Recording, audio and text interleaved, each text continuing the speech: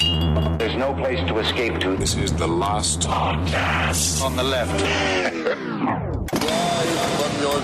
That's when the cannibalism started. What was that? You gotta have a villain to ramp up a story. That's why I'm hardcore in Monopoly. Yeah, but you've been talking about this. How do you ramp up the villainhoodness? Villainy in Monopoly. You make sure that there's at least one person in a Monopoly game that takes it hyper fucking serious so we can all understand what the stakes are. Yeah, but you're still just doing the same thing. You're just rolling the dice and then you gotta put properties on things. Why do you have to do Win it or so lose. nefarious? Life or death. Every day. Fight for that inch. Every single day. You gotta wake up and decide, am I gonna succeed or am I gonna lose today? Yeah, but that's what I do. Your attitude when playing Monopoly has no effect on the outcome. You could also be very nice about it because it's just a game that is sort of predetermined in the way that the dice rolls. Diaz and Hossencofft almost made it all the way to the fucking touchdown line because every day he lived for himself. He almost did it. He came close. The problem is that it does betray an inherent flaw. And that's the thing, is that I will argue, we'll get into this later, but I will argue that it was his villainy, his ability to take it way too far, was what got him caught. Absolutely. There you go. The Broadway Baron that is Henry Zebrowski, you'll end up in cuffs in the corner jail. You just have to decide when to unleash your day of reckoning. We're learning a lot from Papa John's. I know that. Welcome to the last podcast on the left, everyone. I am Ben Kissel, staring at the beautiful face of Marcus Parks. Hello. And then, of course, in sunny Los Angeles, we have the coffee-swollen Henry Zebrowski. You know what they say? They say if you want to find passion, you date an Italian. If you want to find rhythm, you date a Brazilian. But I tell you what, if you want to make love like two furious cats behind a garbage can, you got to date an iguana woman. All right, everyone. We are on to part 2 of the murder, the death of Girly Chew. So when we last left the story, Girly Chew had fled her home for good following an incident in which Girly caught her husband, Diaz and Hossencofft, loosening the lug nuts on the back right tire of her BMW. And now perfectly tight. I always love that bit of finding somebody in the middle of their most nefarious schemes. Of course. And just seeing the deer in the headlight looks of his tiny little beaded eyes amplified by his thick glasses. Ridiculous. And because Girly was no longer in the picture, it followed that she would soon be filing for divorce, which was the last thing Hossencofft wanted. However, this wasn't because he had any actual feelings about his soon-to-be ex-wife. Rather, Hossencofft didn't want to lose a single bit of his scam money that he'd spent years building up. And if his finances were aired in divorce court, then his myriad schemes would be a matter of public record, thereby making future schemes much more difficult. Like LRH, like a lot of people, like we saw, like when it comes down to money and my money and what a con man's relationship to money is, right? Because Diazian, he loved all these intricate storylines and he loved playing people off of each other. But I think the thing that was the sweetest creme for him was at the very end. But out of all of this, not only does he cause massive mayhem and misery, and he's the center of it, and he becomes a lore in these people's lives. He loves what amount of space he takes up in people's lives. He also loves that it's also making him cold, hard cash. But that's his money. Yeah. And as a fellow tiny person, I understand the feeling of, don't you fuck with my money! You start screaming that. In a giant empty cathedral, I could see where he's coming from. I agreed. You can't take cash out of the grip of a tiny person's hand. You can't. And so, Diazin repeatedly violated the restraining order Girly had taken out against her estranged ex-husband, again and again telling her that she'd be dead soon and that no one would find her body. It was around this time that Diazin met a woman named Linda Henning. And it was with this woman that Diazin found a mark who was ripe for the increasingly ridiculous storyline that Diazin had been building throughout his time as a con man. I don't know if ridiculous is the right word. Ridiculous is like painting circles, black circles on walls and be like, with any luck, I can go through it. Like, this is a little bit more nefarious than ridiculous. But the ounce of ridiculousness that was put into it is what gave it its fire. Diazian is the most beautiful. Diazian understands inherently that you have to do the stupid thing of make the story a little bit less believable than you think it was, so that you could say truth is stranger than fiction, which you could say again and again and again. But Linda Henning, this is one of those weird things about, does fate exist? Do people's actions accurately bring the like, you know, because what they say about life, like, how did the three of us meet? You know, like Dog, me, Kissel, how did the three of us meet in order to create a thing that kind of like slipped out of our mouths? Right? A podcasting dating site. Yes, we went on poddate.com and we were like, I remember. Are we compatible? Have you ever been on Grunter? It's beautiful. But Linda Henning just kind of was like a tailor-made person that seemed to be brought to Diazian just by his sheer actions, because Linda Henning is a wide-eyed former lingerie model, so she's pretty, but she's just the type of fucking crazy. She's such a whacked New Mexico perfect woman for Diazian. It's incredible. Marcus and I both agree. She is pretty hot. She's attractive. And tempting. She is. Now, to give you a little background on Henning, a forensic psychiatrist who examined her in a competency hearing said that Henning was distrustful of anything conventional or ordinary, but would immediately believe anything outlandish or foolish, specifically because it was outside of mainstream thought. She's just a Trump supporter. This is just mainstream though now. She's just making her life more fun. She is. It's a thing that we've talked about for a long time in terms of conspiracy theory. It's a more fun way of looking at history, and you want to meet people that bring you together. And this is the far extreme end of when it goes bad. Oh. Belinda was also a go-getter because she'd been a fairly successful fashion designer in Albuquerque before she met Hossencofft. The fashion district of Albuquerque. It's a lot of turquoise. I love it. There's a lot of shopping in Albuquerque. That's not like, it's weird because there's also a massive fine art community in Albuquerque, like big money, like New York, LA artists selling out of Albuquerque. Yeah. It's weird. So it kind of is this kind of attainable fashion hotspot. Yeah. And Linda Henning was kind of just in the right place. But that's where Hossencofft was also incredible at choosing marks, where he also knew a part of the fact she was a rube, but she was an active rube. He wanted to go-getter, somebody that also would go and get their own shit. He loved an independent woman. He that did. was not as independent. I'm picturing a lot of Stevie Nicks flowy dresses. I think it's a cool look. I love it. Tan and taupe and turquoise. Well, in other words, Linda Henning was a highly paranoid person who was ready to do something about it. But by all accounts of the people who knew Linda Henning before she met Hossencofft, the strangest behavior she exhibited was her obsession with Barbie dolls. Sure, did she believe in Freemason conspiracies and reptilian overlords? Yes. Okay, Yes. but Yes. you A lot honestly, of fun people do. A lot of cool, innocent people love it. There's 2/3 of this room that sort of vaguely accept it. Hey Marcus, little test here. Reptilians run the world. Prove me wrong. Do it. See? Prove me wrong. Honestly, Can you? just get me in a room alone with W. I feel like I could just pull at his face for a little bit, being like, listen, no offense, Mr. President. Let me just touch your face for a little bit. We've got to prove it right now. I got Yes. a camera here. I got David Icke on Skype. Oh, I'm sorry, Mr. Zabrowski. I don't know why that's my W. Bush. I'm sorry, Mr. Zabrowski. I've got to finish painting this dog in the blood of Iraqi soldiers. Oh, that's so cute. But even though she had these beliefs, these fringe beliefs, she was still a loving, caring, and decent person, by all accounts. And Linda's image of being a decent person was certainly what she projected to all the people at the various UFO meetup groups she was a part of in Albuquerque. She even sometimes brought along her fiancé at the time, a man named Greg Ott. So her life is on track before, I mean, she's got a couple of weird beliefs, but she's a fashion designer. She's living with her fiancé. She's getting married that November. Everything is going fine for Linda Henning. Cool. But everything changed when she met Diazian Hossencofft at a David Icke symposium hosted by David Icke himself at the University of New Mexico's Continuing Education Center. This is very important. I want you to learn this right now, because a lot of us that we dabble in the UFO world, right? Don't let your significant other go alone. And I mean this, because they're kind of horny. It's a horny space. People go, it's a little romantic. You're being taught, like, the latest David Icke tour that he just did was called Renegade. So you're in that room. You already believe you're a renegade.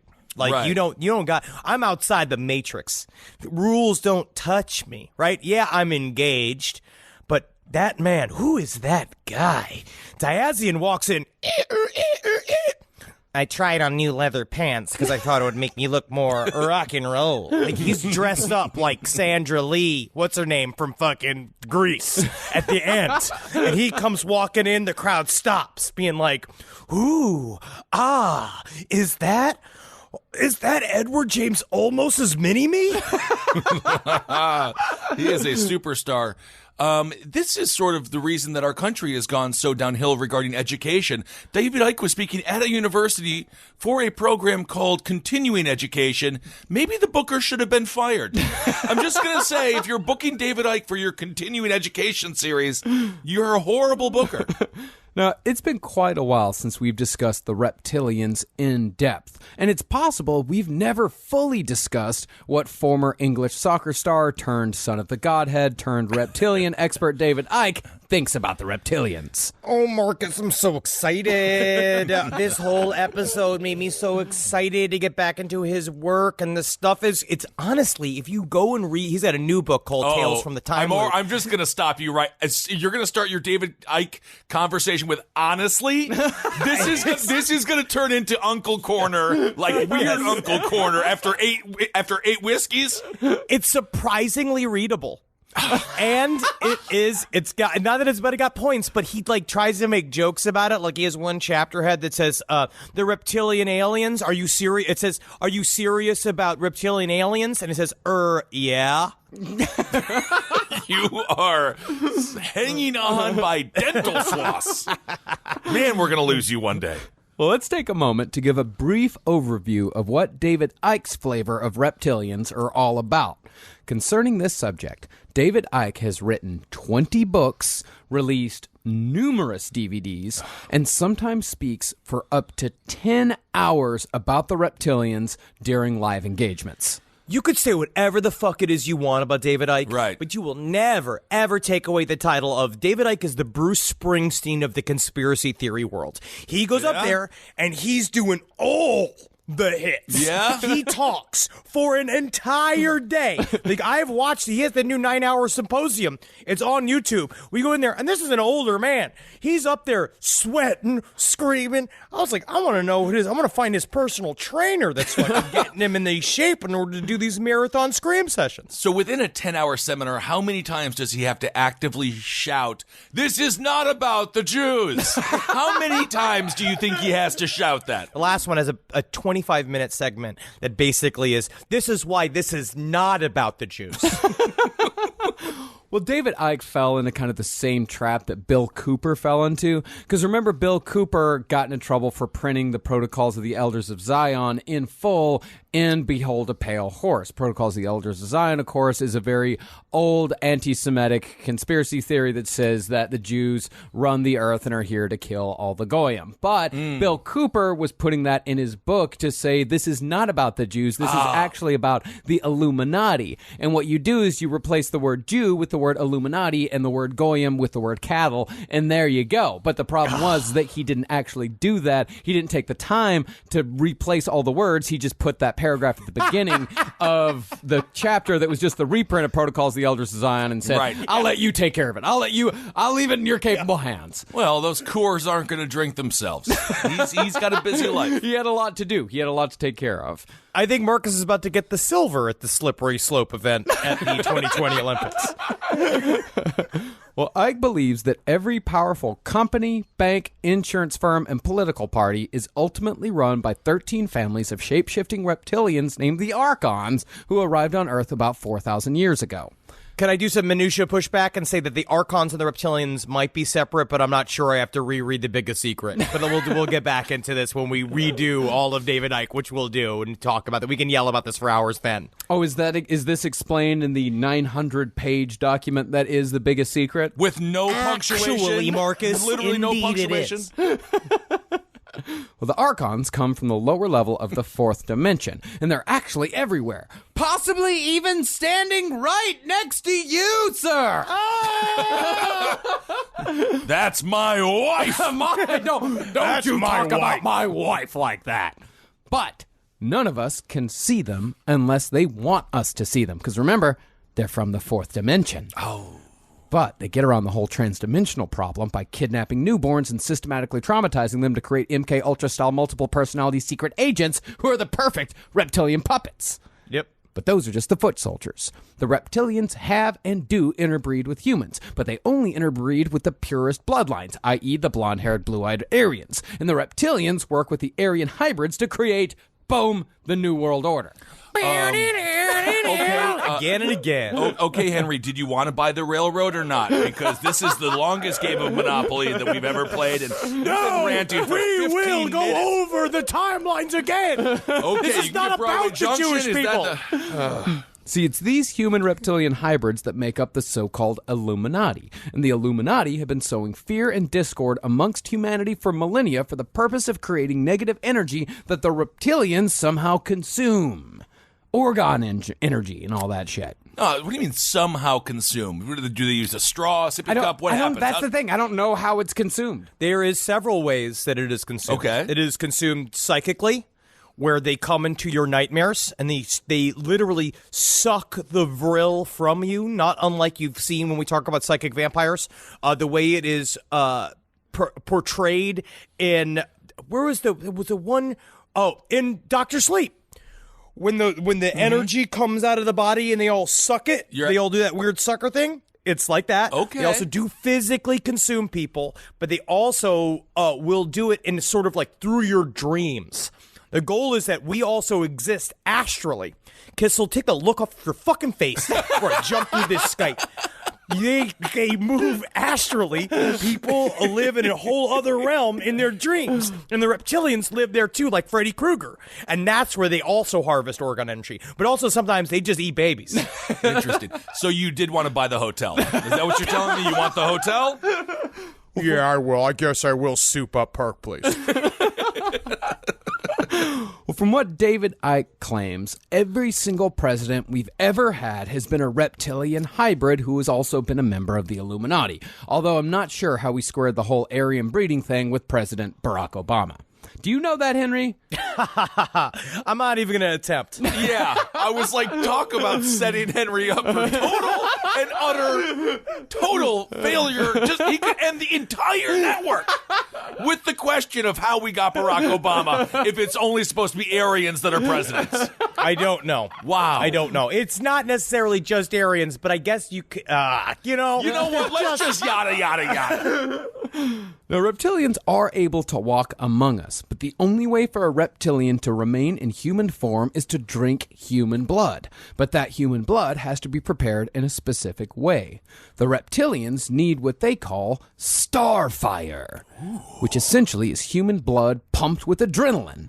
And that adrenaline is usually created by a particularly intense encounter with a reptilian. They like making you afraid. Your fear makes you super juicy. So they like Pepsi Max. They want the Pepsi Max of blood. No, Pepsi Max is bad. Pepsi Max is just Pepsi without the good stuff. No, Pepsi Max is Pepsi with more caffeine. No, Pepsi Max. No. What? No, Pepsi Max is like Diet Pepsi. What? Yeah. That's how I would say. Why would it be honestly, called the Coke Zero? liquid I would use is muscle milk. Okay, I always thought Pepsi Max was maximum Pepsi, like more caffeine, more fun. It's a lie. No kidding. Wow. Mm-hmm. Okay. But the sweetest of all starfire blood is menstrual blood, because, according to Icke, it is rich with glandular secretions. And this is just the absolute basics of the reptilian agenda, according we haven't to even David scratched Icke. the GD surface. Like, this is basics. Like, this is this is the least you need to know for this story. This is fucking baby food. Y'all need fucking foie gras, dog. Y'all need some fucking General Tso's chicken of information, which we will deliver in a future episode. Yes. And in the summer of 1999, Linda Henning sat at the University of New Mexico listening to all this bullshit at the David Icke Symposium. And she's just nodding along like David Icke is the smartest fucking person on earth. And who should see her nodding and smiling but Diazon Hossencofft. So he's literally looking like the Terminator looked for John Connor, just looking for a victim.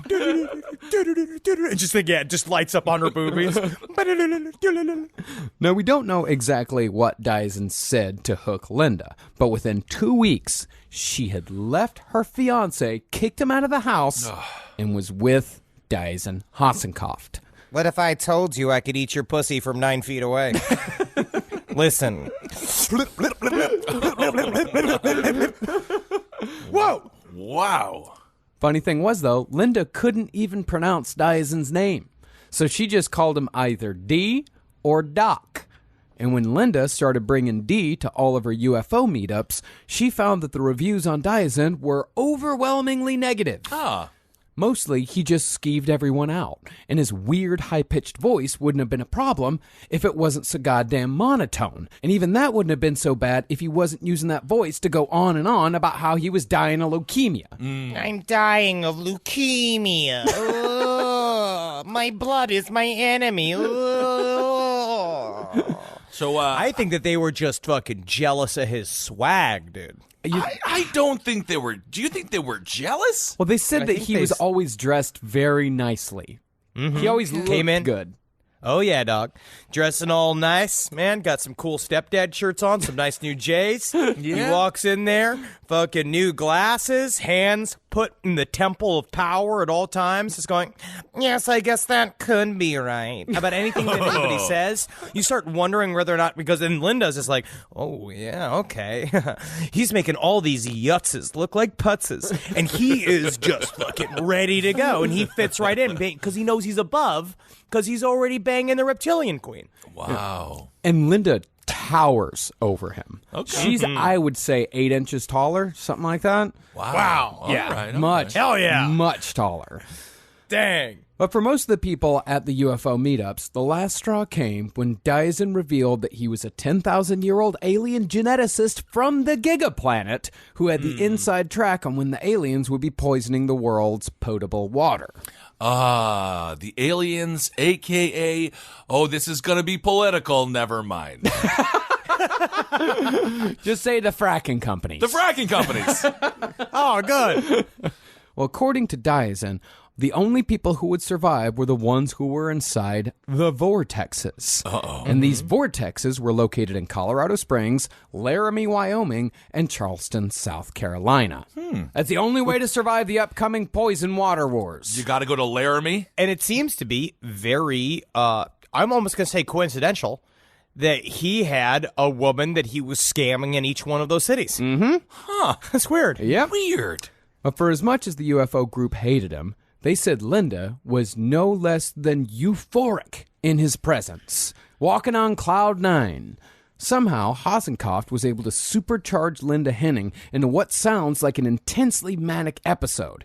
Even though she was claiming to have all the secrets of the world figured out, she wasn't showering, she wasn't changing her clothes, and when she spoke, she did it with a frenzied intensity, even though nothing she said made any sense. That I think that's called love, baby. To be fair, L is for the things you scream at me. O is for all the weird reptiles you see in me. I think you're supposed to start like L is for love. Nah, L is for licking gunch. Yeah. I mean, if she did figure out all the, wonders of the universe, there is no need to shower. I get it. I guess not. I guess would once you figured it all out, no more who no cares? more water. You don't need it. I mean, all the water's poison anyway, so... Absolutely. I saw a video on Instagram of a man who didn't shower in 60 years. Wow. And he was filthy. Yeah. But he said he's very, very happy. And I said, good for you. Rise from your grave. Rise from your grave. According to Linda, and contrary to what Julie McGuire said, Dyson Hossencofft's sexual powers were, quote, intoxicating. He looks like Mike Myers from Wayne's World trying to impress Tia Carrero in bed by doing camera 1, camera 2. He looks like... But he got Tia Carrera in bed. You see? It did work. Yes, it was scripted, and it was produced, and it was got on cameras, and it was fake. It's a movie, but it was real at the time. Now, it's more like Mike Myers and Sprockets. A little bit. Yeah. Well, from what Linda said, the two of them, when they had sex, they would literally turn into lion-like creatures, and fangs would grow from her gums. And I'm using literally correct here. That's what she said happened.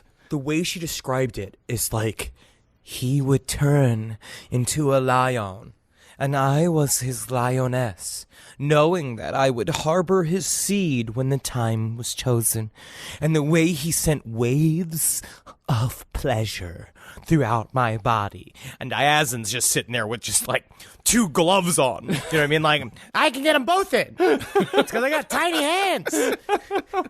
Oh, my. Well, she said they had cat sex. Which, let's just get a reminder of what that sounds like.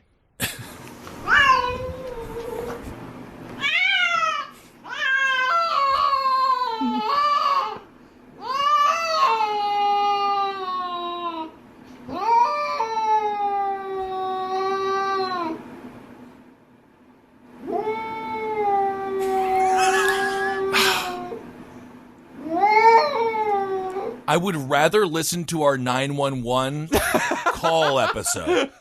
You don't think that that's not exactly what she sounded like? Good. Well, he was God. up to his shoulders inside of her. My goodness. Now, it's hard to say exactly what it was that Dyson actually wanted from Linda Henning at first.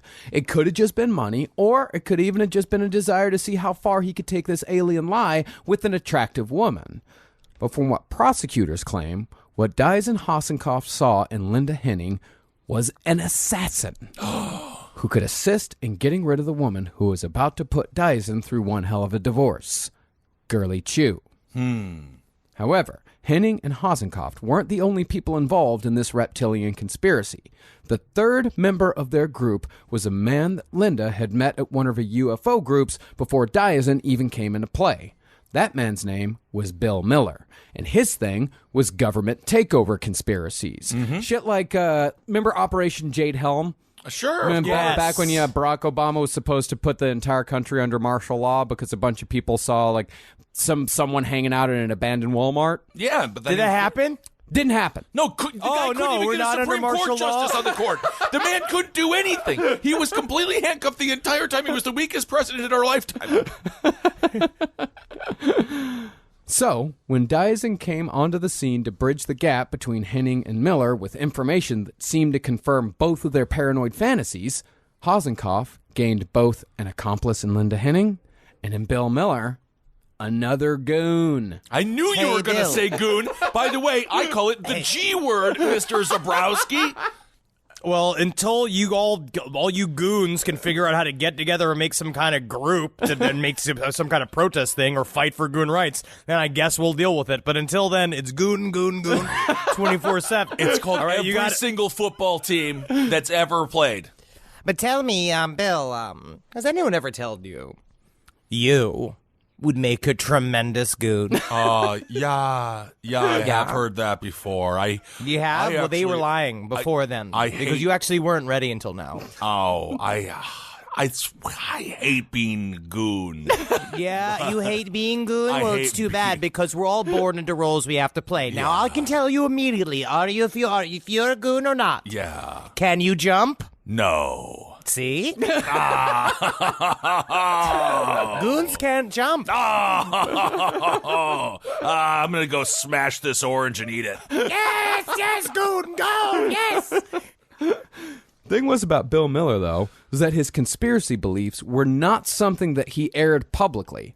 His neighbors described him as a kind-hearted, gentle giant, and not even his wife, nor his 2 children, knew anything about his actual convictions. They didn't know he believed in conspiracy theories. They didn't know he was going to these UFO meetups. They knew nothing. This is a thing that comes I think that this is interesting, right? Because, like, I imagine, I want to read this book about Bill Cooper because I haven't done it. I wonder how much he filled in his later wife with just what all of this shit that he was mired in by the very end. Because the idea that conspiracy theory going so deep, because this shows he didn't even trust his own family. He looked at his wife and his 2 kids as possible people that would rat him out to the government. Do you think so, or did he love them enough not to talk to them about this over spaghetti dinner. Well, no, not if it was really true. Then now we're in the hazy world of who do we believe about his real story. Because Bill Miller was like, no, I didn't believe in any of that, yeah. But he was at least, on some level, filling them with bullshit, saying, like, I'm into all of this story. Maybe just because he got wrapped into the romance of believing all of these convoluted shit was real. But at some point, he was actively saying, I'm going to abandon my whole family and go live this fucking conspiracy theory life. Right. Which is like, I wonder what that does. I wonder what makes you do that. Well, I know Bill Cooper in Pale Horse Rider, they talk about like how when he was in the hospital back in the 70s when he met his first wife, he was already like, yeah, the CIA tried to kill me because I know too much. So yeah. he was Bill Cooper was 100% into it from the beginning, or at least when he first figured out like this is a cool thing to do. Bill, I believe you. The way that you filled your bedpan overflowing with Duke, I believe you. Well, the people in Bill Miller's UFO group were well acquainted with what Bill Miller thought about the government. Bill was the guy at the group that was constantly handing out pamphlets that outlined just how the government was at any point ready to remove everyone's civil liberties and herd all true patriots into concentration camps. In other words, Bill Miller was very much a conspiracy theorist in the vein of Bill Cooper, who, if you'll remember, Bill Cooper was unfortunately gunned down by police in his front yard while they were trying to carry out a big stack of arrest warrants. The only true conspiracy theorist death. I mean, you say unfortunately, but it's technically kind of fortunately for the officer because he did have a shotgun. Yeah. Actually, he had an AK-47. That's what Bill Miller, wow. That's what Bill Cooper had. Was Wow. an He must AK, have got a deal on that or something. 'Cause he didn't have a lot of cash at the end. But at any rate, Bill Miller was getting further and further into conspiracy thought, and he was planning on leaving Albuquerque as soon as possible. He told his wife that he didn't like the new neighbors because they had a loud dog, but he told the UFO group that the government takeover was coming any day now, and he didn't want to be anywhere near a major city when it all went down. And so, Well, I mean, honestly, though, I was thinking about this the other day with the Boston Marathon bombing. When Boston went under martial law, it was pretty creepy stuff. It was super creepy. Yeah, so I mean, It showed that they definitely had a massive plan for it. Yeah. You know what I mean? Like, they definitely were like, oh, so they just throw in that there is, like, in a file folder somewhere, they pull out, well, this is how we make sure we totally take over Boston. Yeah. You're like, oh, wow, okay, cool. no kidding. It's like when we started doing our live shows for this year and we practiced at the Bell House. Like, that was their Yes. practice show. They're like, we're going live, boys. We got it. It's a preseason But Bill game. Miller, I also wonder, because kind of like we talked about Facebook groups last episode too, and there is something about just the sheer boredom of 40-year-olds trying to find other ways to express themselves when they're like bored with their families. So you go to these ufology meetings, which I love, but then I imagine on some level, like when you meet with a group of comedians, it turns into a topping competition of everybody's throwing shit in order to kind of like feed into this inner drama of a new friend group. Right. And that's where all the cliques kind of come from and all this kind of bullshit where it's just like drama just finds its way into the group because everybody's got to figure out a way to make it more exciting for them. It's why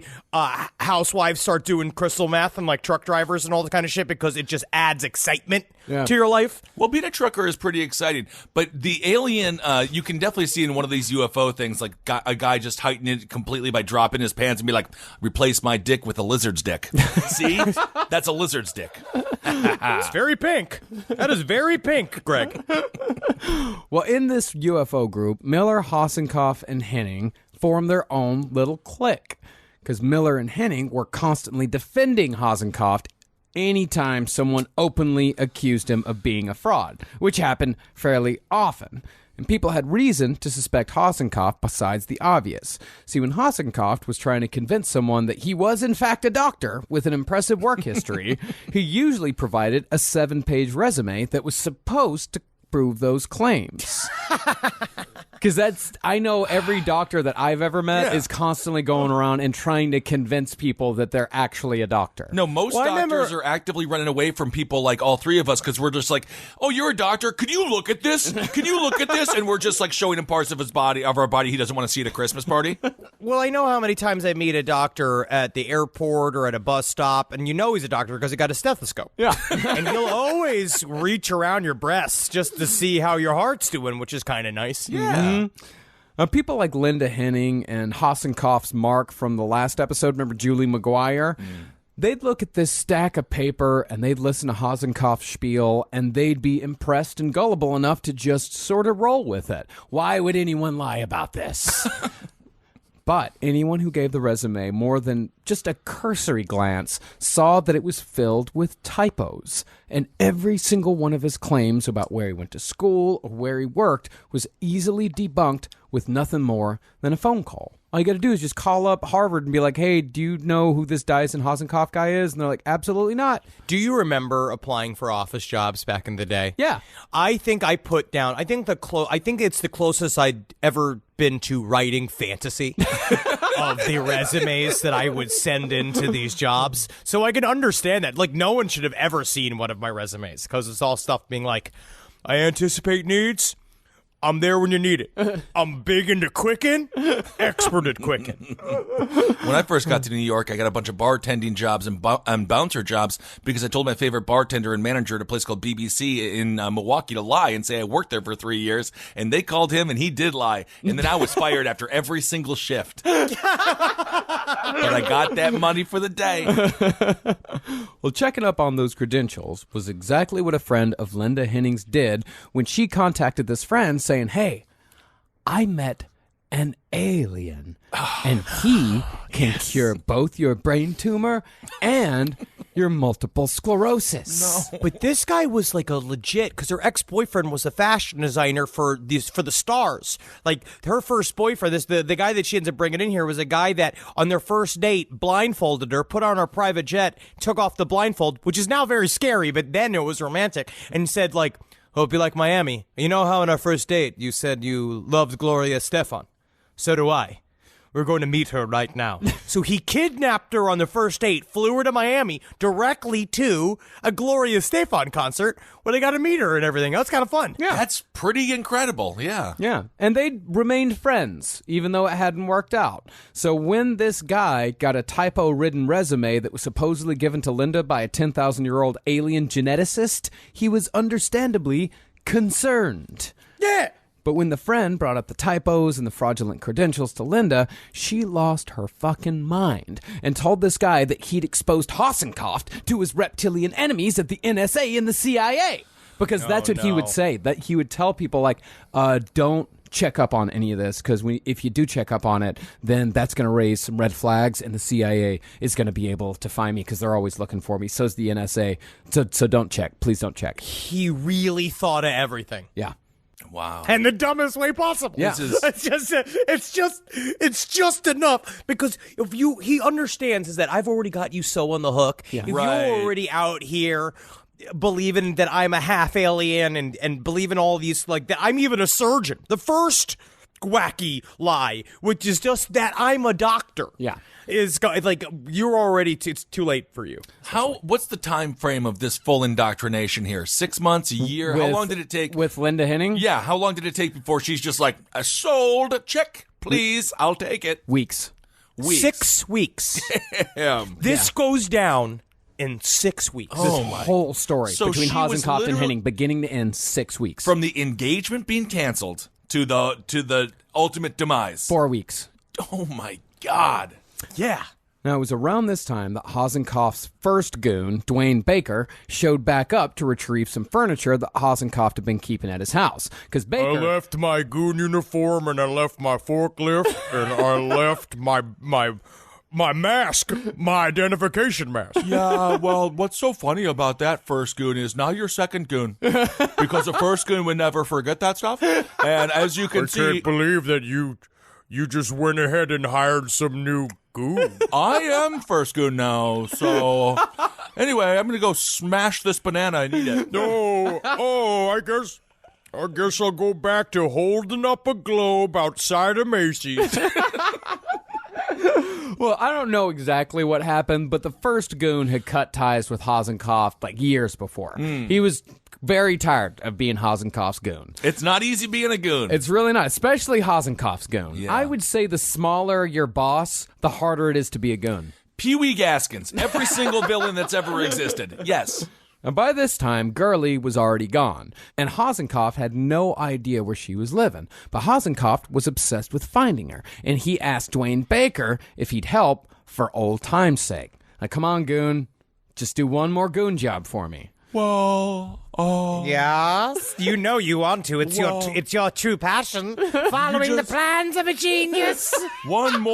just one more goon job. Hey, listen. I know it's been a long time and I've burned you in the past. You were mean to me. I was mean, You and were I'm mean to- sorry. I'm sorry. Here's a rotisserie chicken to apologize. Oh, how you cracked the bones. You can have the My meat back. goon. I Always just my wanted the goon. bones. Thank you. Well, Hossencofft asked Baker to follow Girly home from work, and once he discovered where she lived, Hossencofft asked Baker if he wouldn't mind blowing up her car. What? Wait, hold on. What? You wouldn't mind blowing up the car now, would you? Listen, I know I don't want you to go out of your way. I don't want you to, whatever convenient to do to you. Yeah. But if you could possibly blow up a Chrysler tomorrow afternoon, that would be pretty good for me. How would I do that, boss? Bombs, Goon. Go to the bomb store, Goon. Is it my job to fulfill a Goon's task? All right. Let me just smash this apple and eat it. Oh, I love to see him happy. You said, yeah, I'll fucking do it. Why Fuck would yeah. I know it's Albuquerque, but come on. But actually, this was a smart goon move. Okay. He said he'd do it, and then he fucked off to Kansas. Moved. Smart goon move. Super smart goon move. Have you ever been to Galoot, Kansas, which is a whole town of ex-goons? And then they can go and they can run, and they have this big fields and big stocks of boxes they can knock over, and like little people that they can run around. They hire little people that they lasso and stuff and I put in big love it. cages, and they let them out at the end of the day because it's a job. It's not. They're not really. I just want to see a map of capturing. America with the red line going through, following a big goon, but instead of band on the run, it's goon on the run. Well, the amazing thing was, Hossencofft was still running other scams while he was running scams on Miller and Henning. Or, at the very least, he was still running old scams that hadn't quite run their course. Turned out, Julie McGuire was still trying to get her hands on that youth serum. Oh, my Even God. after she discovered the truth about both Project Girly and Diazon Hossencofft's marital status. Thing was, though, Julie's motivations weren't completely selfish. She was also still worried about Hossencofft's son, Dimitri. Because with Girly gone, nobody was taking care of this fucking kid, who's about 3 years old by this time, and still wearing diapers. This is a weird thing. Like, I know obviously the worst crime in this whole thing is Girly Chew being murdered. It's insane it got to that point. But this is a crime. What happened to Dimitri is a weird side effect of all this shit, because he is running so many games. And to the point where, like, I multitask. I think I multitask, and I am not scamming 10 people at one go. Like, and I'm exhausted at how many kind of things you kind of have to keep going. I can imagine you have all these things going. Multitask, what do you mean? Do you mean like taking a dump and playing Civ 5 while also checking Twitter every now and again? Civ 5 is on one computer. I got a list of best restaurants I'm trying to hit. I've got to go and find out with the most habitable toilets of Los Angeles. There's so many things to do. But the idea that, but Dimitri literally was just sitting in a pool of his own filth inside of an apartment, barely getting fed. Why Like, wasn't just be, it's weird. But why not civil service? Why didn't anyone be like, yo, what about that kid? Like at the alien meeting, just be like, but do you have a child? Where is he? Well, Hossencofft was trying to get another family to adopt him. Like, he was trying to get rid of the kid. He was just trying to ship the kid off in Yeah. in town square on a milk bucket. the best thing for the kid. Yeah. Literally, if he had just left that kid at a convent, it would have been better than whatever the hell it is he was dealing with. Yeah. And he almost pulled it off in August of 1999, but the whole thing fell apart after Dimitri walked into his new family's house and attacked their 1-year-old daughter. Not his fault, just a fucked up kid. Right. So after that, McGuire took care of him for a very brief period of time, and when Hossencofft showed up to pick up his kid, Bill Miller was with him. And Hossencofft was talking pretty freely about how his ex-wife was going to be dissected here very soon. And it was around this time that Linda Henning started crossing paths with Girly Chew. See, according to a friend of Linda's who testified against Linda at her trial, Hossencofft had convinced Linda that she was an alien queen. But the problem with being the alien queen was that she had to battle an evil, blood-drinking, shape-shifting reptilian queen, a rival queen, in order to claim her royal title as Queen of the Earth and Mankind's Savior. You may say that this is ridiculous and over the top, right? That this is obviously fake, that he feeds this line of bullshit to somebody, and, you know, how dare you believe it? But there's something, a mechanism to the con man / cult leader's idea, right, in their tactics. We saw it even just on a massive level, in a serious level, in Jim Jones and what he did with his wife, right? The people that become the number 2 of these organizations, they have to be given a special task and be made to feel as if their role is incredibly unique and important, absolutely a vital life and death importance, because this person is looking for something to give her life meaning. Obviously, she's got a massive void in there. The diazen is now completely filled up, and in that void, he's saying, this is actually your true purpose. I see your true purpose. No one else does. I see you as the beautiful, voluptuous, living alien queen that you are. But the only thing is that an alien queen, she gotta fight for her right to be an alien queen. And you kind of put a fucking almost like believe in yourself Lizzo energy behind her, saying that you have to go kill a reptilian queen in order to be living your #best life. Well, it just so happened that this evil reptilian queen was Girly Chew. Well, that's the thing. It's like, if you're going to tell someone that they're an alien queen, I just feel like it's too over the top. Alien custodian. I would believe that. Alien caterer. It's always that, like, whenever people do like the past life regression, they're always Cleopatra or Cleopatra. Yeah. Which I love Cleopatra. That's what I think is a really good reboot. Finally, something for the men. You take that queen and you flip it to be a man. Finally, it's something I'm interested in seeing. Indeed. Well, we think that's what Diazen Hossencofft told her, because there is actually some debate as to whether Girly was named the evil reptilian queen or not. We don't really know. We just know that Diazen Hossencofft told her there is an evil reptilian queen out there that you must battle and defeat with a sword in one-on-one combat. Oh, of course. Yeah. And because she had to defeat this alien queen with a sword in one-on-one combat, Linda started training with the blade in her garage next to her mini crates of art sand. You legitimately cannot make this shit up. He prepped her in a way saying, you best be ready, because when it comes down, when the shit goes down, you better have an umbrella, if you know what I'm saying. And so this woman, this 40-year-old woman, who's was vaguely normal up until this point, is now in her garage doing the Jedi Kid thing. Do you remember the video? Of course. The first viral video ever with the Jedi Kid playing with the broom handle? Doing that shit in her garage. Man, kill that reptilian queen. Ooh, kill that reptilian queen. But I'm just so tired from fucking all night. Fucking Diazian, man. My God, it's just like, it's like every 1980s, like, it's like every 1980s action movie during, you know, The montage. The montage. Yeah. Well, at the same time, Henning closed her account at her regular bank, opened a new one at Girly Chew's branch, and became a regular customer. She started stalking Girly weeks. I think like maybe 2-3 weeks before all this shit went down. And Girly Chew, without a doubt, knew something was going on. You see, Hossencofft's erratic behavior when it came to his son had attracted the attention of the FBI because his adoption caseworker suspected that Hossencofft may have kidnapped the child. Like, maybe, we don't know if he kidnapped him, but he might have. And eventually, the investigation led to Girly Chew, who told the FBI all about Hossencofft's history of domestic violence, his track record as a con man, and her suspicion that Hossencofft had thrown a rock through her car windshield about a week earlier.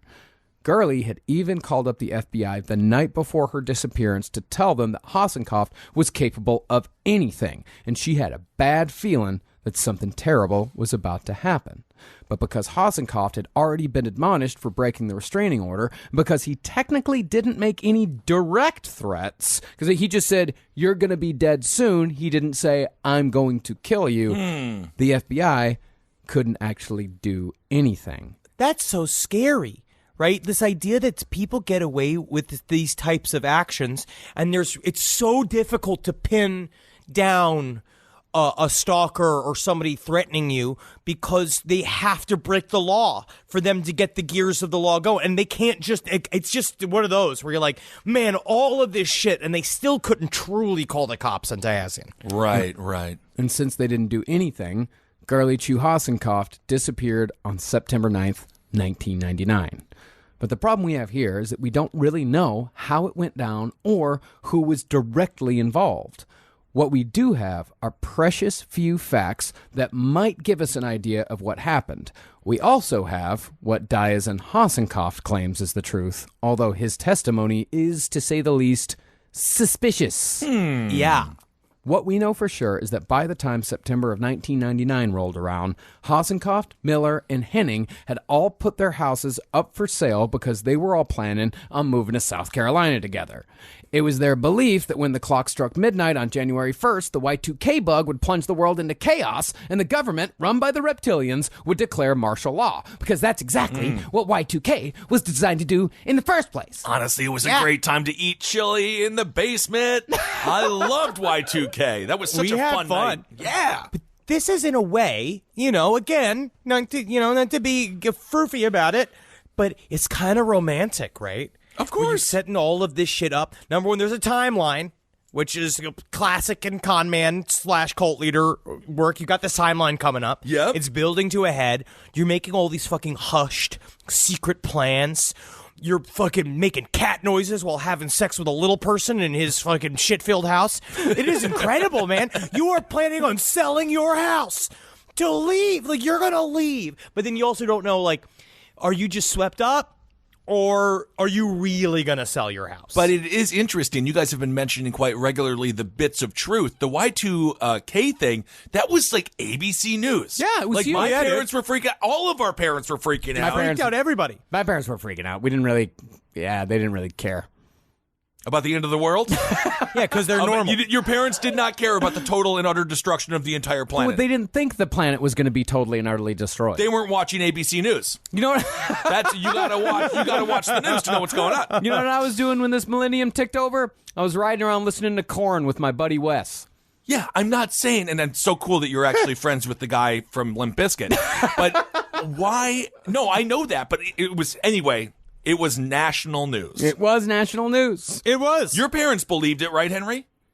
My parents, we were not prepping. They honestly, they're so outside of the idea of anything technological in any way, shape, or form that they didn't truly understand what it meant. Mm-hmm.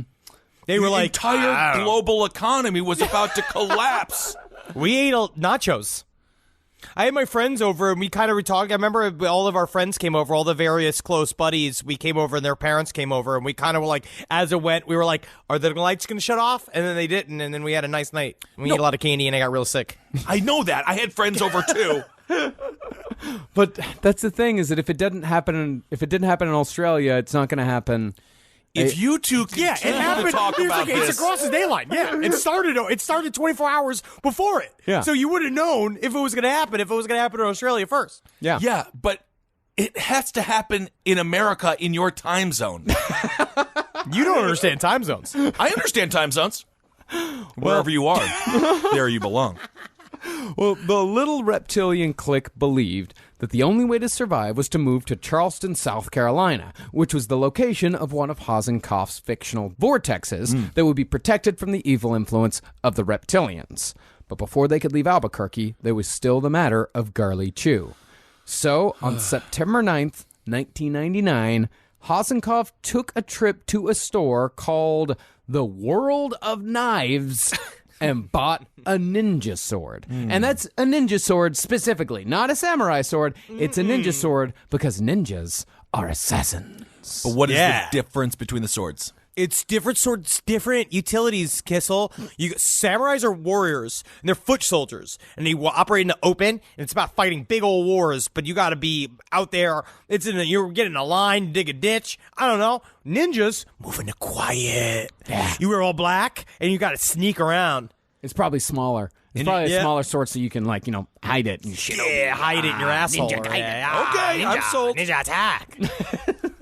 But even though Hossencofft bought a deadly weapon on the day his wife was murdered, and even though a friend said that Henning was training to battle a reptilian queen specifically with a sword, Hossencofft still claims that Henning had nothing to do with the murder. From what Hossencofft said, the real perpetrator was Bill Miller. Hossencofft's story is that he told Bill Miller that all this business with Girly, it's getting out of hand. We got to do something about this. We have to do something about this. And you know that if you're talking with somebody with a situation that has nothing to do with you and they start saying, we really need to do something about this, that's when you leave. Yeah. Because it's not, you actually don't have to do anything What's so weird is that, why I am not even close to this relationship. I don't know her. The only listen, Goon 2. I only call you Goon 2 because you're my second Goon, but you're my most favorite Goon. So I'm Goon 1? No, you're Goon 2.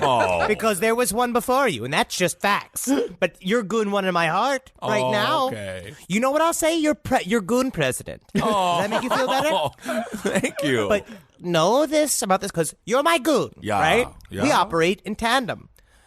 Someone has to do something about this situation with Girly Chew, right? Yeah. And that means you have to do something with the situation, because if you don't do something with the situation, because we worked in tandem, then that means in legal fact, that I can't do something about the situation. So in order for me to do something about the situation, the Goon, President Goon, congratulations. Yeah, I salute President Goon. Thank you. We have to work in tandem. Am I Goon 1? I will have to talk with, honestly, the Goon judiciary system. I have to send an email to Ruth Bader Goonsberg and ask her if we can actually change the name legally to Goon 1. Right. I'm just going to go smash this pineapple and eat it. Well, according to Hossencofft, Bill was the one that offered the solution. Miller said that he knew, quote-unquote, militia people who were experienced in black bag operations, and they would be willing to kidnap and kill Girly, quote, for the practice. Yeah, definitely. Black bag. They just shop at Sam's Club, and they know how to get the big things of mayonnaise, and I mention that all the time. I can literally see this conversation of Bill Miller at Sam's Club. They're by the giant Cheetos with a guy who's a militia guy, who's just a guy that maybe is an assistant manager at the World of Knives, who also is operating a forklift, loading up onto all the various shelves at Sam's Club. And him taking me like, yeah, I got a thing for you to do tonight. You want to take care of somebody? And he's like, yeah, I've always wanted to gut somebody for practice. You know what I mean? Like, they're talking about all this stuff. Meanwhile, they are. He works at a grocery store. Right. You're Bill Miller. You're a family man that has nothing to do with any of this shit. You have just been twisted, turned around with Goon logic. You know what I'm going to say? 90s be crazy. Yeah. 90s be crazy. 90s be crazy. Well, specifically, Miller supposedly said that he'd always wanted to hunt a human and, quote, gut it like a fish. And supposedly dies and said, sure, go ahead, kill her, but leave the cleanup to me. According to Hossencofft's testimony in Linda Henning's trial, the militia kidnapped Girly Chew after work. Of course, the militia that was run by Bill Miller. He was the one in charge of the whole operation. Okay. And then after they kidnapped Girly, Diazin went in and cleaned up the crime scene. And Henning just stayed at home because somebody had to be the alibi. At least that's Hossencofft's story. Now, we do know that Diazin was definitely at the apartment that night because one of Girly's neighbors said that he saw Diazin wearing a pair of shorts, walking into her apartment with every bit of his exposed skin painted black. No, what? Including his tiny little legs. Wait, what are you talking about? He went like a Boon Raku puppeteer. He dressed it all in black. He went in a Canadian Prime Minister Halloween costume over to Girly Chew's apartment. And the reason why he did it, this is how we know for a fact, right? Because they did find DNA of Diazin's in Girly Chew's apartment. And at this point, we didn't really get into the full yada, yada, yada of this. But Girly Chew had moved. She went to a place where she didn't tell anybody but her busybody boss where she lived. So she was in an apartment that he had no clue where the hell it was. So he spent a long time stalking her till they got to this point. But that's how we know that he was involved in the crime, because there would be no traces of there would be no way for there to be traces of Diazin in that apartment if he was not there literally that night that she died, because he technically didn't know where she lived. Yeah, it was the story that he said is that Bill Miller followed her home from Walmart one day. Okay. Like, just happened to see her in Walmart and then followed her home, and then that's how they found out where Girly Chew lived. Okay. Oh, and speaking of him in the black paint, he looked so weird that the neighbor who saw him said that she had dreams that night of being terrorized by Hossencofft as the Stay Puft Marshmallow Man. That is a nightmare. Wow. Tiny little marshmallow man. It's kind of cute, though. He had a little hat, the sash. So much fun. Rise from your grave. Rise from your grave. But according to what the police think happened, Diazin was not the only person at Girly's apartment that night. They think that Linda Henning went to Girly Chew's apartment and gained entry because Linda had become a regular customer at Girly's bank branch. Okay. Don't know what she said, but Linda Henning was a familiar face to Girly Chew at the very least. And it's possible that Diazin Hossencofft was there as well, but was standing off to the side. I mean, you couldn't see him if he was, so it's hard to say. Because, there's no way in hell that Girly would have ever opened her door for Hossencofft, much less let him inside. Right. It's thought that once Girly opened the door for Linda, because there was no sign of forced entry, Diazin pushed his way inside, and once he and Linda were in, Linda might have attacked Girly. And when the two got into what seems like a fist fight, Girly might have gotten in a few knocks, which would have sent a small amount of Linda's blood flying down to the carpet. This is what they're saying, because Girly took all those boxing lessons. Yeah. So Girly, this is one of those things where you could see this is a very dramatic encounter. Linda's been fucking, I'm going to kill this reptilian queen. I'm waiting to walk in this room and watching her skin split open and have her go like full on reptilian queen. But instead, you got a 95-pound woman that reels up, whap, whap, hips you like fuck. She just fucking clocked her a couple of times in the mouth. At least we think so.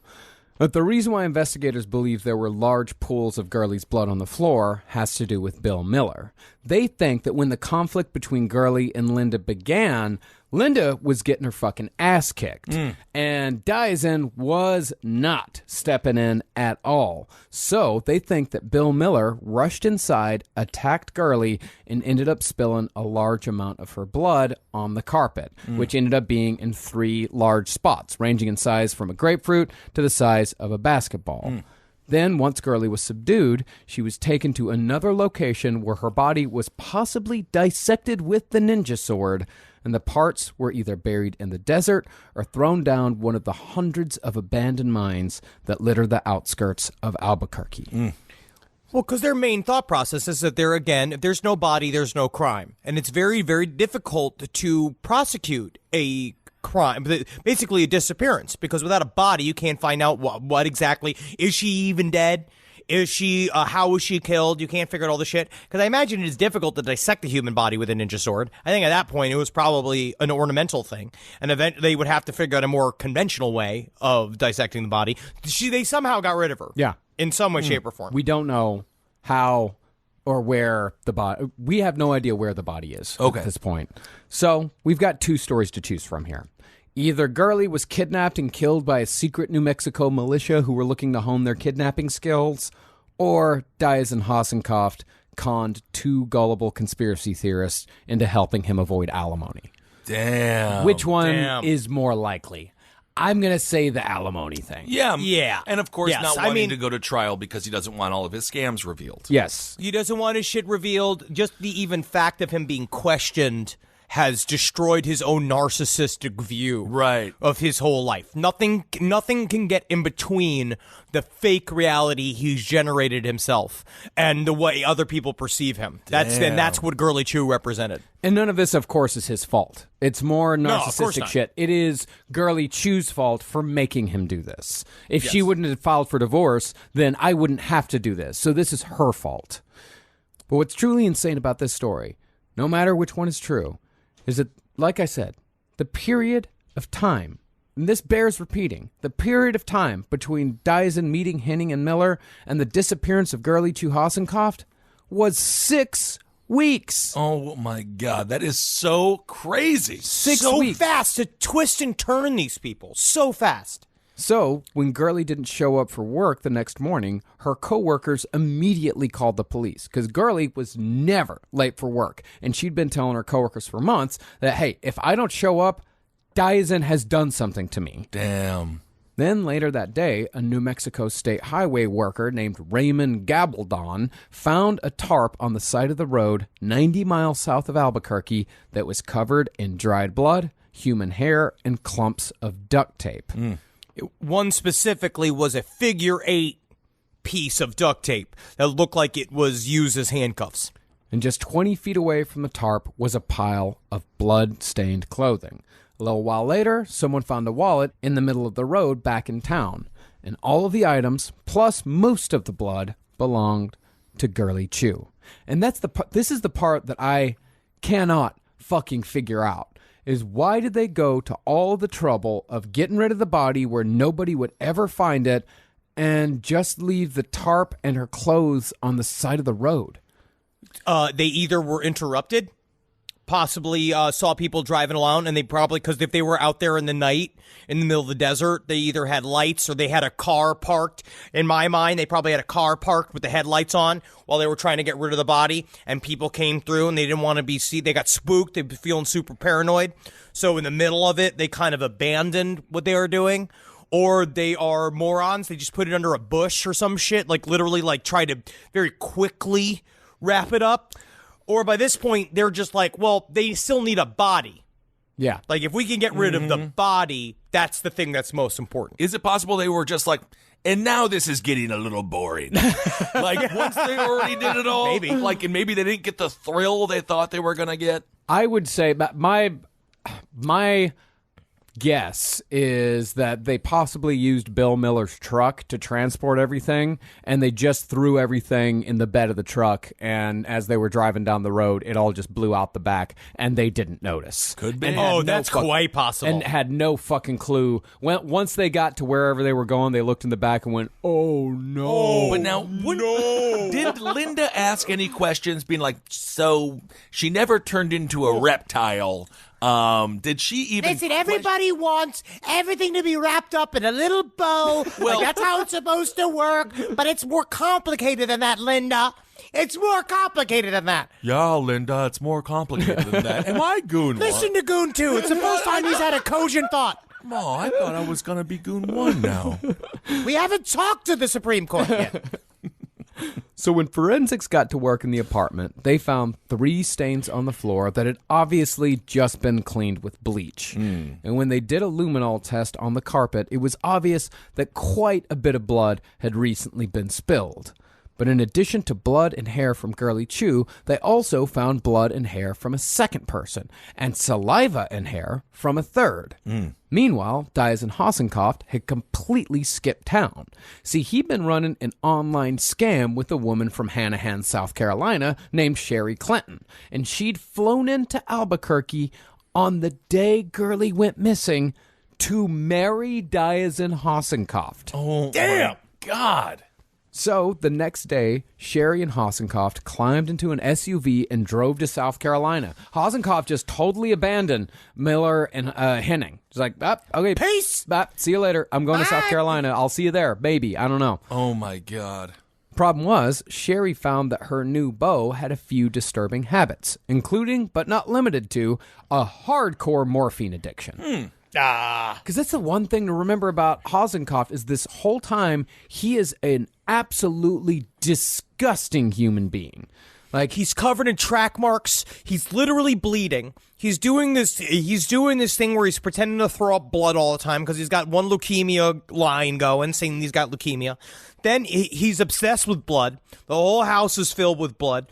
And that morphine thing must make you an unpleasant person to physically be around after a period of time. I would think so. And he also had that huge hole in the bend of his arm. That's right, that quarter-size hole. Yeah, and he told this woman that he'd gotten it after being exposed to radiation in a lab experiment, which is also why he was almost constantly vomiting blood. And Diazin might have just disappeared completely, if not for his ego. He used Sherry's cell phone while they were on the road and made multiple phone calls to 3 people back in Albuquerque. He called his divorce attorney, his adoption caseworker, and his neighbor, and told all of them that he knew they were talking to the FBI, and they'd better watch what they say when it came to Diazin Hossencofft. You don't think I won't hire a hot air balloon and attack you all from the sky? You don't think I won't show up out of the sewers and attack you from a subterranean way? The day of reckoning will come! Meanwhile, Sherry's like, so I was going to get charger plates. Do you think that that's worth the extra $20 per person? Or, like, they are in the middle of planning a wedding. Yeah. Which, you know, dog meat, you know how stressful that is. Yeah. But so you've been planning a wedding this whole time? Jeez. Well, in particular, he called his divorce attorney and screamed at her for 20 minutes, saying that he knew his son Dimitri had been dissected, and if he didn't get proof that his son was alive within 16 hours, everyone was going to die. Uh-oh.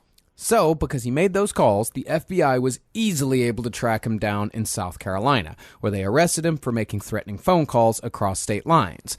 And they brought him back to New Mexico so they could try to figure out what the fuck happened to Girly. But before they found Diazin, they'd already started talking to Linda Henning. And I'm assuming she was a steel trap. A brain so good, so strong, she didn't say a word.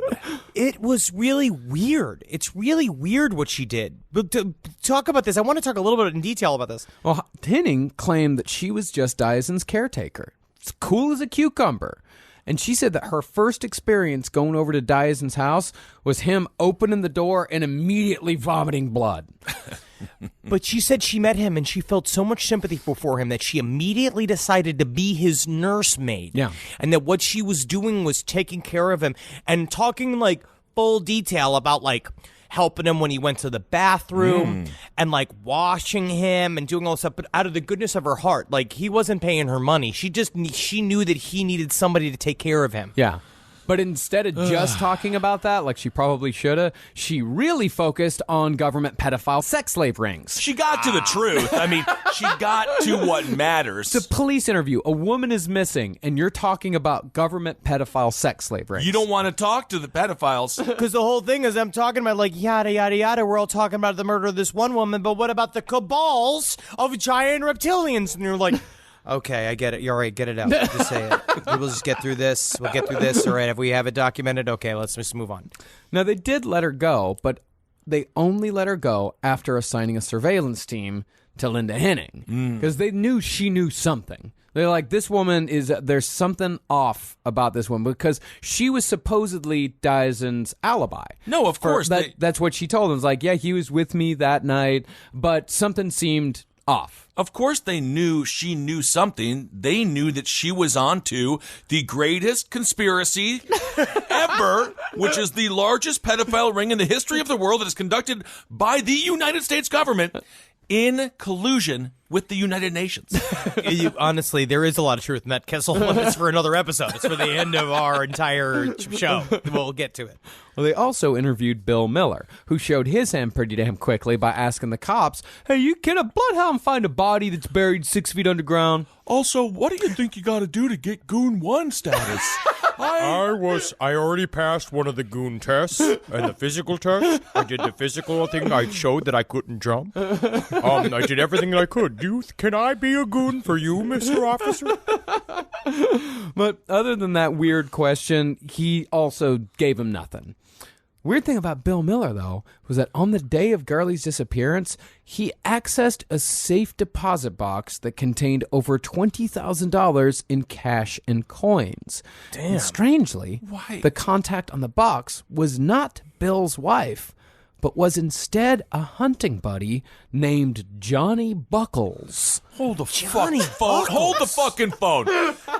When the hell what is Johnny Buckles up to? I don't know. I don't know anything about Johnny Buckles.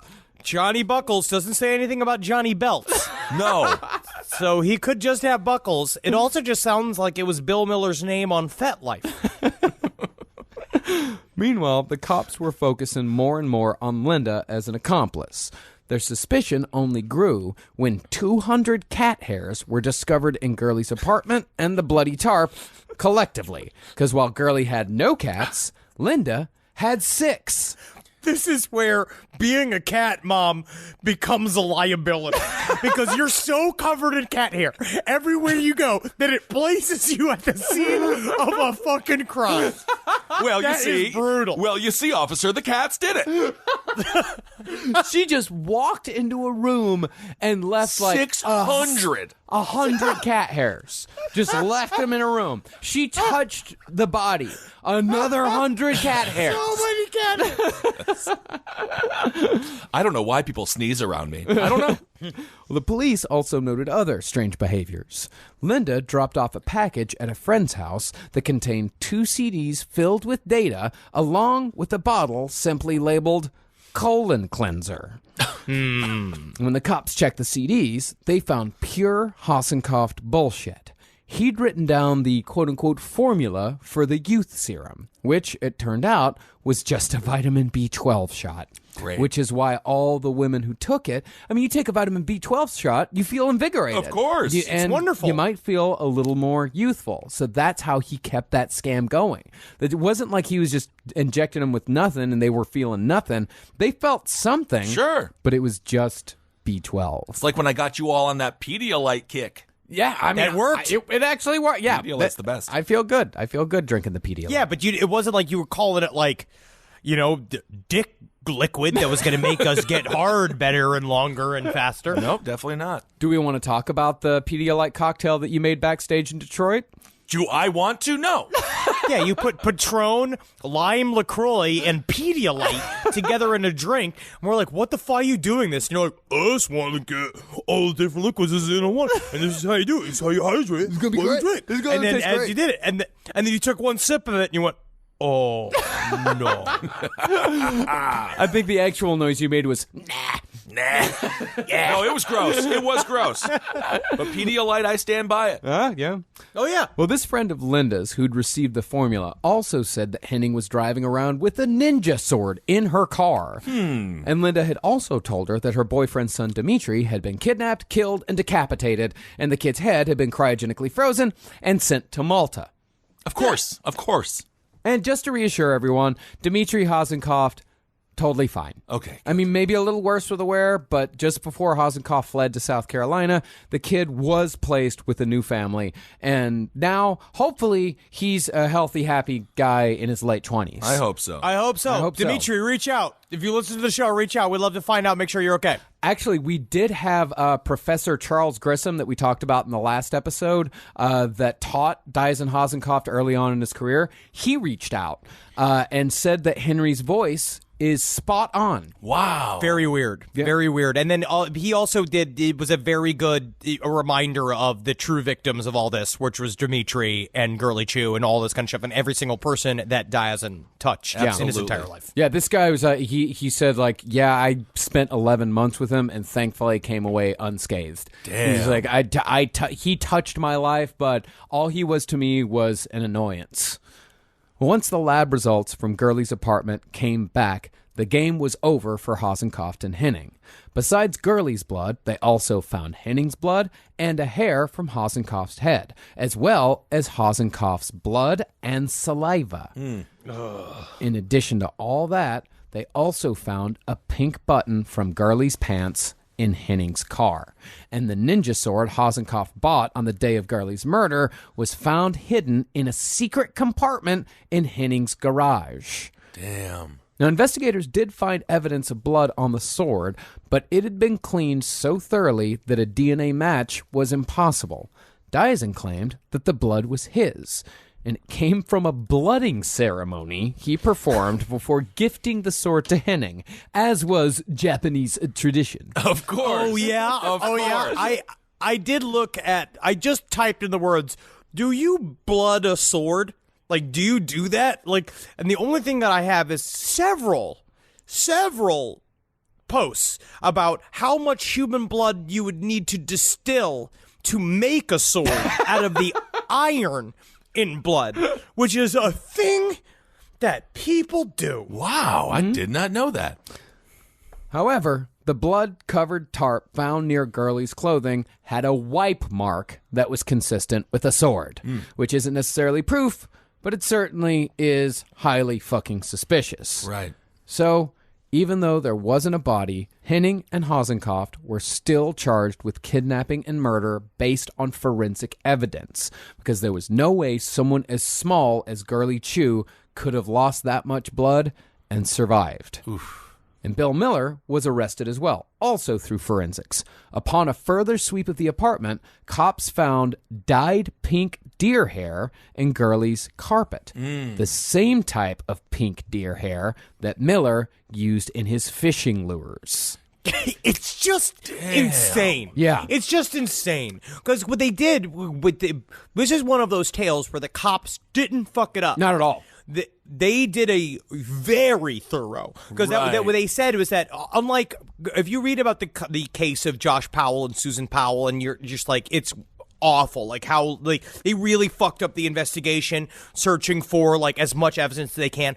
They just took the entire rug of the apartment and they pulled it out, and they spent the whole beginning of the trial they used like a tape, and they pull up every single particle that's inside of the rug. And that's just fucking wild that they found the lure hairs to technically place him there. I don't even know, but did he bring his lures? I have no idea, but it's what placed him at the scene. Okay. And they did that with, they pulled all the cat hairs, they pulled some dog hairs, they pulled everything. Like, the APD really deserves some fucking kudos for the work that they did on this. All right, good job. But unfortunately, that pink deer hair was not enough for a grand jury to indict Bill Miller.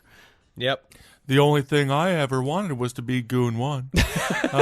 And now... And unfortunately, we're going to have to name you guilty. Of being good one. Congratulations. We just got the order in from the Supreme Court. Yes. So only Henning and Hossencofft went to trial for the murder of Girly Chew. Now, needless to say, Hossencofft did not do well in prison during the lead up to his trial. No, really? when 2 inmates demanded rent on his cell and blocked up his toilet with sheets, Hossencofft tried killing them by grinding powdered glass into a can of bean dip he bought at the commissary. You don't fuck with him, man. You can't fuck with him. Oh, in that case, you really can't. Thankfully, though, the prisoner was transferred before the plan could go into action. So he didn't go through with it. But Hossencofft still found room to be cocky, and he told everyone that he'd be out of prison in no time because he'd committed the perfect crime. Oh, yeah, and that's certainly not why I'm in jail right now. No. That's for certain. Also, Diason, when you say that you committed the perfect crime, the optimal word is you committed a crime. Those are the words that people are going to be like, oh, he committed one, so it's not smart to say that. But that wasn't his only claim, and Linda Henning wasn't staying quiet in prison either. They both... I could literally just see her running and screaming in a circle. Just freaking out so bad. They both claimed that their arrest was a test from the High Council of the New World Order, and this test was being done to see if they were worthy of being inducted into the High Council. I think that's what they were saying. Always fold it back into the conspiracy theory. It works. Mm-hmm. Furthermore, they claimed that the NWO was about to kill everyone on Earth except those with A-negative blood types, and this would be carried out by the Reptilians, who were working on systematically poisoning all the drinking water in the world. Okay. And Henning and Hossencofft kept in contact all throughout their respective trials. Hossencofft wrote her letters promising her that he'd inform the High Council about her quote-unquote situation. And every letter they wrote was filled with unintelligible coded symbols. But Hossencofft wasn't the only one bragging. When Linda Henning's cellmate asked what they'd really done with Girly, Linda pantomimed that she and Diazen had eaten her. She went on to say, quote, Girly is food. Good spaghetti sauce. They won't find the body. Little bitch got what she deserved. She then described the murder itself, saying that Bill Miller kidnapped Girly, took her to a house, tied her to a chair, and murdered her. Furthermore, she wasn't worried about Diazen because he had a foolproof plan to get out of prison. He was going to dress up like a lady. Oh, my God. Put on a wig and walk right out the front door. No one understands that when I put on heels, I become so desirable that this simple act of seeing me saunter down the hallways will render any police officer mesmerized by my throbbing buttocks. That's incredible. That's incredible. So the plan is put on a dress. Plans put on a dress and This a is wig. the guy who and came- a wig. And a wig. He came up with the alien overlord story, the reptilian story, and his final plan. Is from He fucking is- Looney Tunes. It's a Bugs Bunny Yes, plan. he's a Bugs Bunny plan. Oh, my God. Well, Henning also used her time in prison to expand her reptilian lore. She sketched picture after picture of the different types of reptilians, complete with annotations that describe the function of each reptilian body part. Sweet. She even sketched out what a complete life cycle of a reptilian looked like, from an egg to a humanoid to a full-on winged, fanged lizard creature. And she added to human history by saying we'd all evolved from cats. You know, I mean, LRH fucking made millions of dollars telling everybody they came from clams. So cats kind of make sense in a way, I guess. God knows what we were. I don't know what we were. I guess. But she didn't leave us hanging when it came how to deal with the reptilians. She had some very practical advice for us. Okay. Her advice was, quote, throw marbles. I'm sorry, what? Throw marbles. Ma'am, I have been listening to you rant for 14 hours straight, and the solution is marbles? Throw them. Marbles? You mean the pinball defense? That's what we have to do? We have to call Elton John in here to fix this? Honestly, you would say that, we mock her. We mock her. But throw marbles could be symbolic. Of what? You got to come up with something now. You're trying to give this woman an excuse. No, you never have to come up with something if you have a rueful laugh.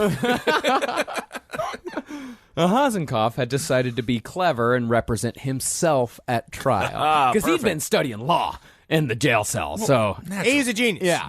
But after a fellow inmate was brutally murdered in lockup, Hossencofft decided, I don't want to stay in New Mexico anymore. What Hossencofft did was that Hossencofft decided to snitch on his roommate that was the head of a massive New Mexico gang that I want to say that was called the Pasoles. I forget the name of the gang, but it was a very active, violent gang that operated out of Albuquerque, and he decided to snitch on this person. And that goes very fast. That information throughout jail goes very fast. Yeah. And Hossencofft became a persona non grata in jail very quickly, to the point where that man was murdered. He was also just about to be murdered in jail. Yeah. And so he realized, I got to get out of here. Yeah.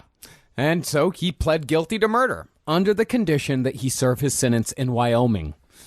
And after that was over and done with, prosecutors moved on to the trial of Linda Henning. Now, unfortunately for Linda, the only card her defense had left to play was to blame the whole thing on Bill Miller.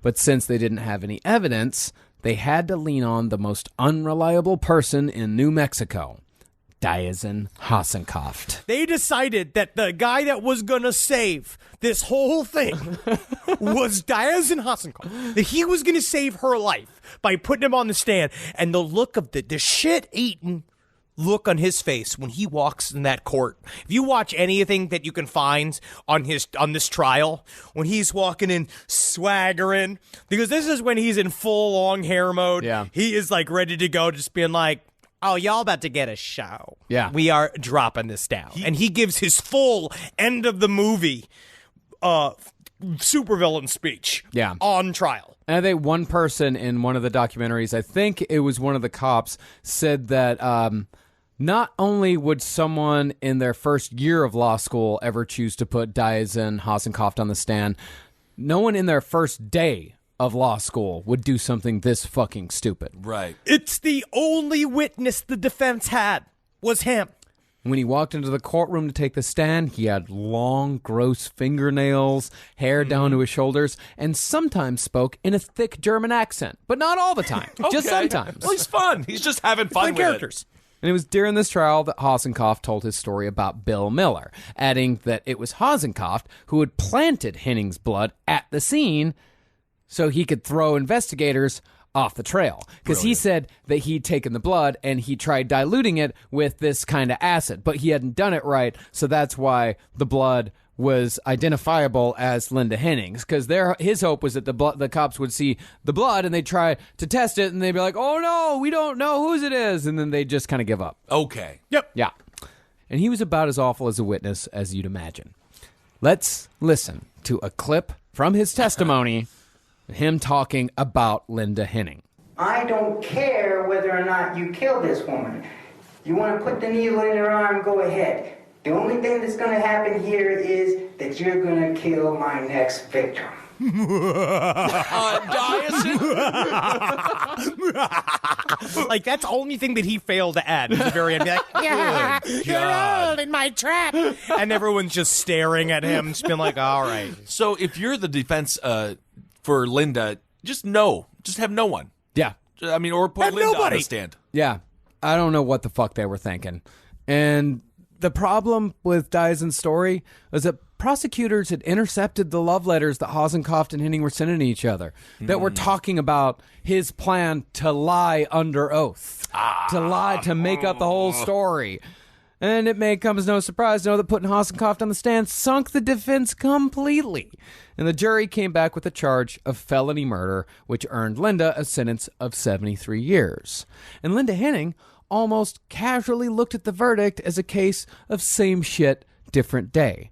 This is what she said about her trial in an interview she did afterward. I wasn't surprised. If they would have said, well, burn her at the stake, I would have said, well, it wouldn't be the first time. You know, a past life, I believe I was burned at the stake, so...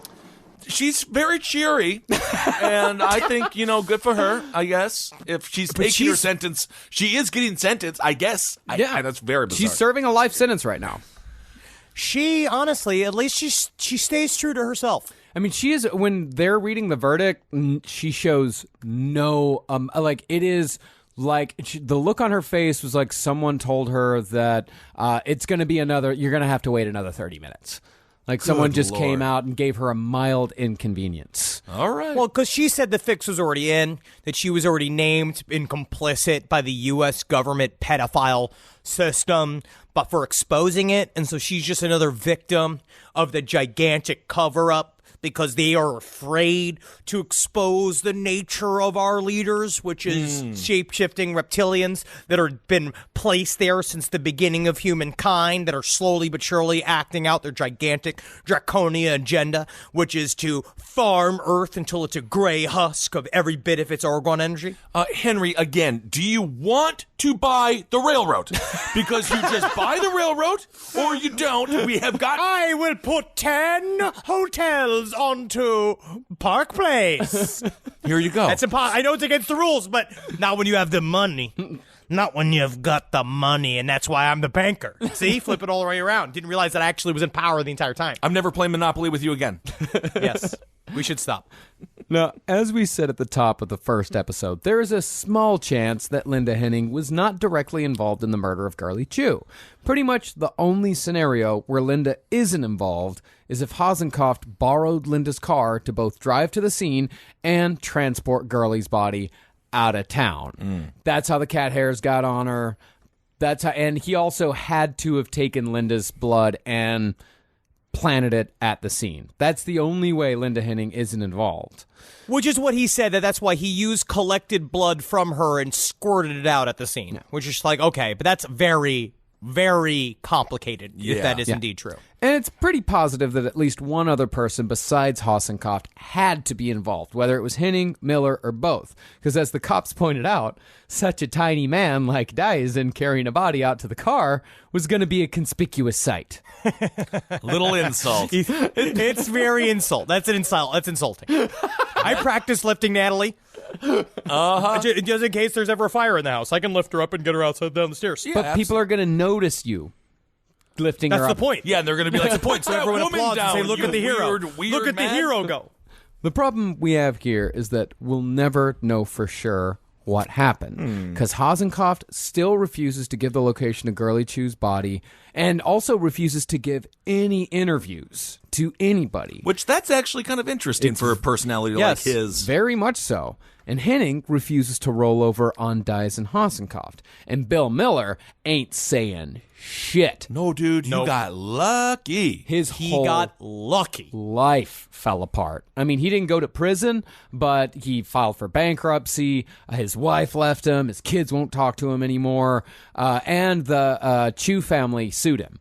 He got sued him out of his fucking ass. Yeah, of course. And unfortunately, Henning is pretty dug in on the whole reptilian thing, and quite possibly still believes that she is a reptilian queen being tested by the High Council of the New World Order. Because when you talk to her, she's still like the way she talks about this government conspiracy shit and this reptilian shit is so matter of fact. Because if you look at how many times do we see it on a daily basis now with the kind of the rise of QAnon and these ideas of this is bedrock. Yeah. This is it. It is slid into a thing that you are at a base. This is what you think is your reality. And then once you're shifted to that point, anybody can really convince you of anything. Yeah, absolutely. But pretty much our only chance here is Henning somehow finding Jesus in prison and coming clean with the whole story. Blech. What are you? You're like the Fly? But until that happens, we will never know exactly what occurred on the night that Girly Chew Hossencofft disappeared. What are you talking about? We know exactly what happened. She had to kill a reptilian queen. What? Yeah, it was huge. Am I not getting the right side of this story? We have a prisoner of war in Linda Henning. We have the only possible man, the tip of the spear against the reptilian agenda, in prison with Hossencofft. I don't know what we're going to do. You know what? Kissel, you may have learned the wrong things in this episode series, but I'm glad you learned. Yeah. You absorbed and it's good. You learned something. Hey, man, that's what it's all about. Thank you all so much for listening to the tragic tale of the murder of Girly Chew. And, of course, she is a victim, and her family is the victim. And it's crazy what insane people, when they get together, it's a perfect storm of chaos and mayhem. And it's just very sad for her. And we hope the Dimitri is doing well, because we still have a victim out there. Hope so. Who is of a young age. Yeah. Dimitri, reach out. Yeah. Just at least reach. I don't want you even for the show. Just if someone got to you and you know this, just like we'd love to know that you're okay. Yeah. That'd be very nice to see. It would be okay. very nice to let everyone know you're all right. Absolutely. So thank you all so much for listening to this series. We have a lot of great series coming up in the near future. I'm super excited for 2020. That is going to be put on your big brain hats because we got a tale for you. Tuesday, we got Patreon. The dates will be released. The next day, we have all of our tour dates for 2020. At least the first half of 2020 will be released next week. So come on out. Come and see our shit. We're going to have a whole brand new show. Yep. And we're going to be, most importantly of all, this is the chance for us to be able to put our book in your hands. We're so excited for you guys to see this book. Yeah. How much work that Marcus has specifically put into it. I swear you will not be disappointed by how fucking thick this thing is. And I will say, as a beta tester of our own book, I have left it on the top of my toilet. Right, I know you don't like saying it's a toilet book, but as a person, I like it. Right, I know I'm not going to say I'm not going to do this. Toilet. It's not a toilet book. I did not write a fucking toilet book. Oh my God! I know this isn't Joe Bob Briggs talks serial killers, but people read on the toilet. There's something wrong with that. But it's not specifically a toilet book. No, it is not. No, I know that. I know you it's can't not. take I know a it's page out and wipe with it. No, it's a book. It's a book. I fucking just read the hell out of it. It's just great. I'm very excited for you guys to see honestly, how you guys, good this shit is. We are so excited to get that book in your hands. You are going to absolutely love it. So excited. And that's, as Henry said, like all the dates for the book tour,